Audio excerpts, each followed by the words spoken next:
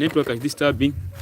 Yeah, so in today's video I'm going to talk about the evolution of trekking in Africa.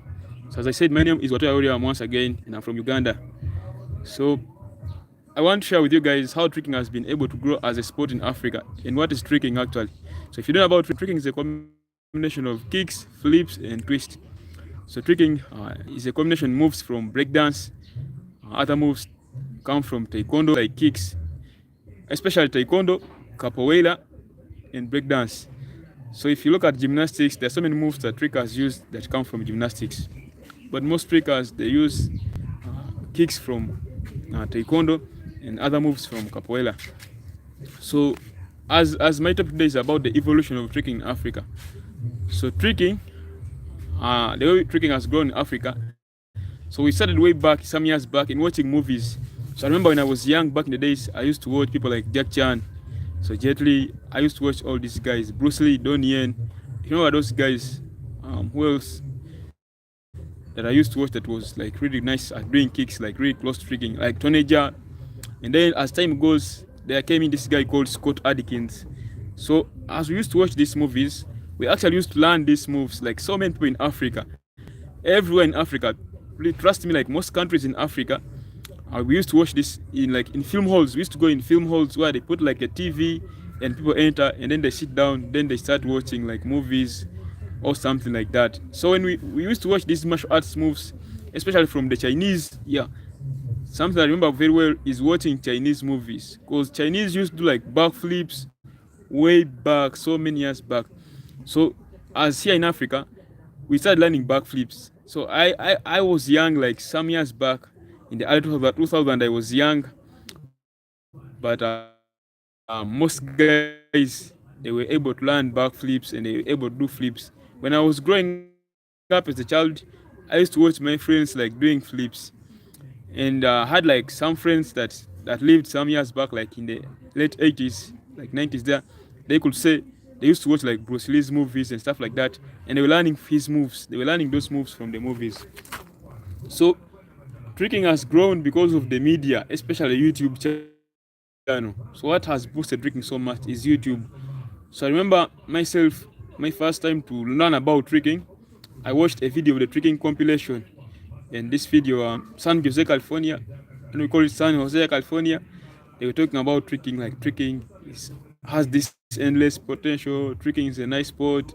And there was like Lily B in this clip, there was Michael Guthrie, there were so many trekkers. And that's when I knew about trekking. I first knew about it, like about the gathering that used to take place every summer in San Jose, California. So when I reflect about this so many years back, that video was about the 2006 summer trekking camp or 2007. I don't actually remember very well, but it was one of those years they were doing it. It was like a compilation. So we used to watch movies, and when it came into like kicks, we used to watch from taekwondo. So when trekkers started evolving in these other advanced moves, it was because of YouTube that many trekkers used to learn so many moves. But at first, everyone was doing flips and those kicks from nowhere, from random, just seeing a move and even don't know about the move, the setup. We just do it like just for fun, just do it and you do it like perfect, like making tutorials. I appreciate so much the trekking community for all the effort that you've been doing on YouTube, on all over the media, Facebook, Instagram, explaining about these tutorials and their names. So that's how I've been able to learn the move step by step, because it's been way easy when a trekker explains a move. It actually doesn't take much long to learn that move. So I've been able to watch these moves and be able to progress from them. So the move that I remember so much as I was young, there's this kick, the tornado kick.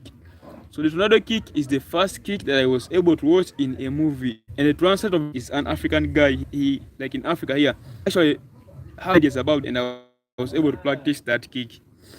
As trekking has been able to grow, we've been able to gather together using the media. So trekkers have been able to link up.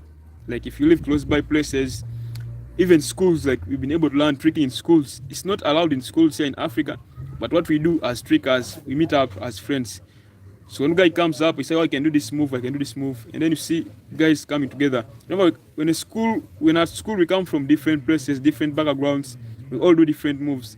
So when you come at school, you train the move to other guys and they can learn it. So that's how it's been able to develop tricking here in Africa. And one that even no one knows these battles. So they've been able to have these battles, one-on-one battles. Like no one wants to be won, no one wants to lose. So because of these battles, trickers have been able to progress their moves. So I believe as time goes, tricking is going to go to the next level in Africa. There are so many trickers that are going to learn so many moves. And I believe that one day, if we have gyms in Africa, it's going to be the best thing that ever could help trickers train and advance their moves. So yeah, I just want to end my live right now. Thank you so much guys for watching me. I'll come back next time again with something else. Bye bye.